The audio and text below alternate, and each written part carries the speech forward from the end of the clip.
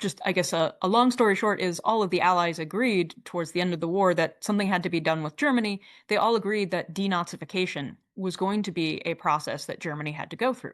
And one aspect of denazification is re-education of German prisoners of war, right? Especially while the war is ongoing, or in the early years of the post-war transformation process, right? These men are a captive audience, literally. So you can do what you want with them to certain degrees. So the US had a re-education program. I'm not entirely sure if the British or the French did, but I assume they would have had one as well. And so the Soviets also had their re-education program.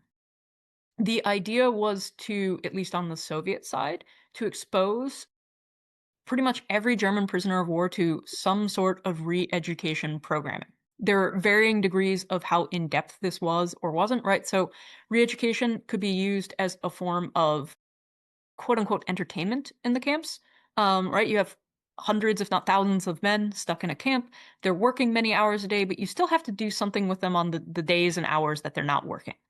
So leisure activities can be reading newspapers in German, but newspapers in German that are produced with a particular ideological angle for you. Some of it was also diary writing exercises. That's a longer Soviet tradition that goes back to the 1930s, where Soviet citizens were asked to write diaries about themselves. This process happens for the German prisoners of war as well. There are film screenings, there are plays that are performed, but for a certain subset of prisoners, they are sent to more in-depth re-education programs. And these re-education programs, there is a wide range of whether or not these prisoners truly believe in it, or they see this as a way to just sort of, I'm not working in a coal mine anymore, I'm in a classroom. And in fact, one prisoner of war returnee memoir talks about that. He said, for whatever reason, he was chosen as somebody to be sent to one of the more central re-education program camps. So he gets shipped away from whatever camp he was at to a central camp for re-education school. He sees immediately that being in a classroom for 8 hours a day is far more preferable than being at a work site for 8 or 10 hours a day. And so he says, I recognize, and if you didn't perform well enough in the school, you were cut from the program and sent back to the labor site. And so he said, out of the interests of self-preservation, I became the greatest Marxist-Leninist there was. Right? If you wanted me to spout things about Marx and Lenin, I will say that and repeat it back to you.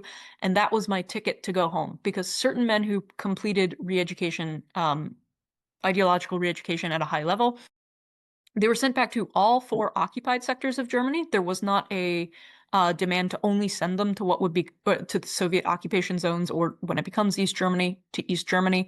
In fact, the numbers seem to show that they sent more to non-Soviet sectors than Soviet sectors, at least for some of these graduates of the re-education program.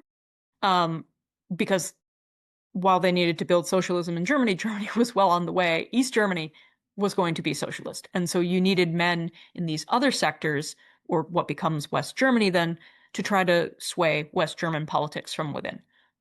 Those men, we sort of lose the paper trail of them once they go back to West Germany, because some of them, at least in the case of the one returnee memoir, he said, I went to the school, I graduated, I got sent home early. I never had to talk about communism again. I could go back to being a good capitalist and a good friend of democracy and West Germany and America. I got my freedom that way. Thank you. I'm never talking about that again. But for the ones who go to East Germany, they're then tracked in some ways by the East German government.